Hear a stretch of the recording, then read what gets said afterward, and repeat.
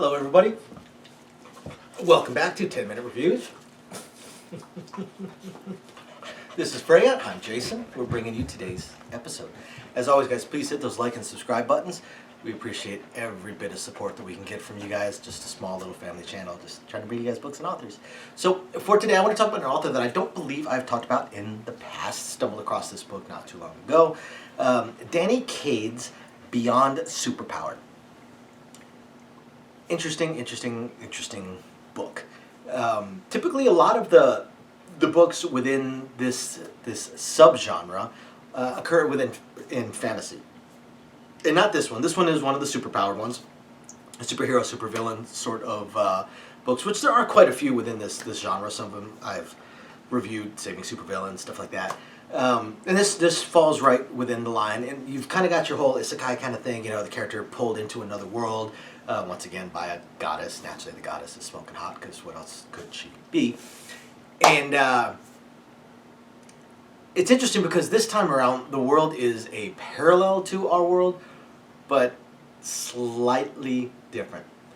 What I like about this is that they give an explanation for the superpowers, the rarity of the superpowers, the rarity of males with superpowers.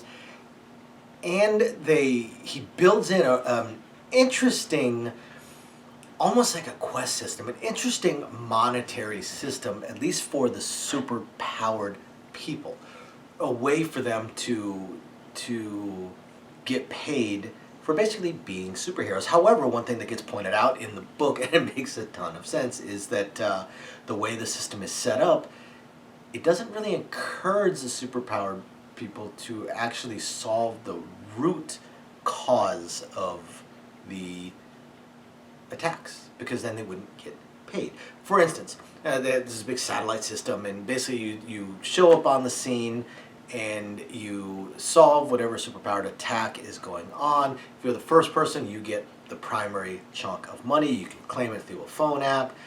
Second person, the secondary, can claim a smaller bit. And basically every person, every business, every building, every plot of land, everything in this world pays insurance, superhero insurance, basically, and or supervillain insurance, and that's how these heroes get paid. But you know, for instance, we got these like superpowered, mutated rats, basically, but mutated animals showing up, and when the character decides that they want to go investigate why it's happening and where it's coming from, and maybe just stop it from happening entirely, it gets pointed out that, you know, you won't get paid for that. Won't get paid for that. So, you know, you're better off just leaving it alone so these attacks can keep happening, so then you can get paid.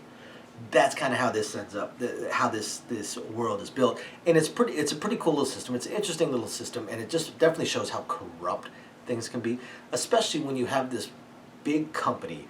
It's called Omicron. I am not kidding when I look at it and think Umbrella Corporation.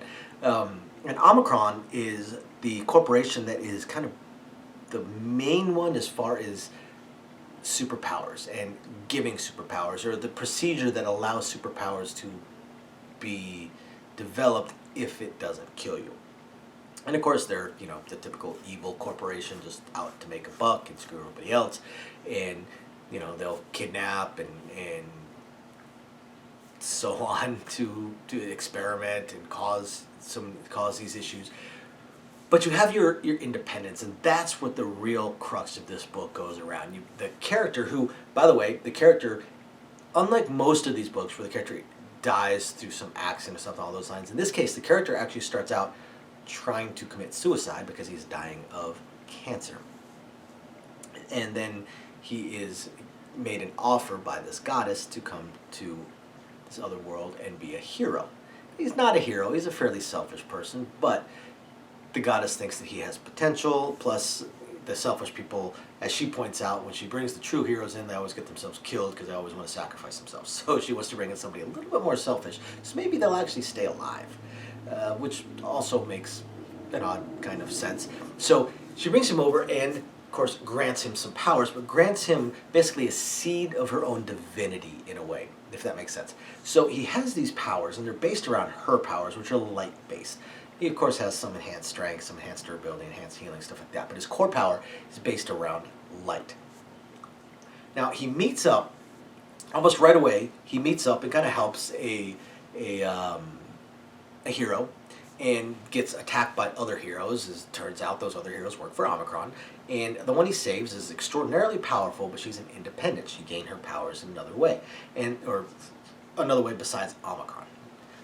So through her, he meets other independents and ends up crossways with Omicron a couple different ways because he's a very rare male with powers, and they're always trying to figure out what will, why men have basically a 4 times higher mortality rate in the procedure, and that's where they discover that his powers are not based off of the chemical that the rest of that the rest of the powers within this world are based off of, because of course it's a seed of divinity. And that brings him crossways again with Omicron. He ends up crossways with this company numerous times until it basically devolves almost into open warfare. Naturally, you've got your elements of the old wink wink nudge nudge brown chicken brown cow, throw in the little elbow, but it's actually fairly subtle. It does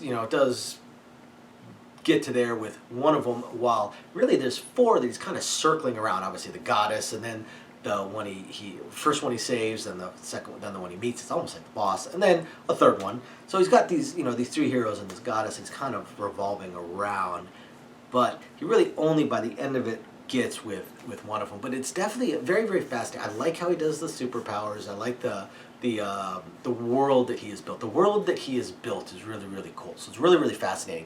The writing style, it's a lot of fun. It's kind of typical within this genre. It's just fun. It's just fun. The superpower, supervillains kind of books, they're just a blast. They're just supposed to be fun. They're silly little fun. It's like reading a comic book.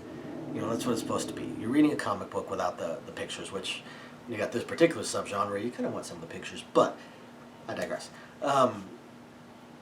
So yeah, I'm actually going to check out more of see if Danny Cade has more books, because I liked it. I enjoyed it. It was a lot of fun. Of course, you guys know I like the superhero, supervillain genre, but just overall, it was a fun book. It was a fun book. It was a lot of fun to read. So after you guys hit the like and subscribe button, if you guys haven't checked it out, go check it out. Danny Cade's Beyond Superpowered.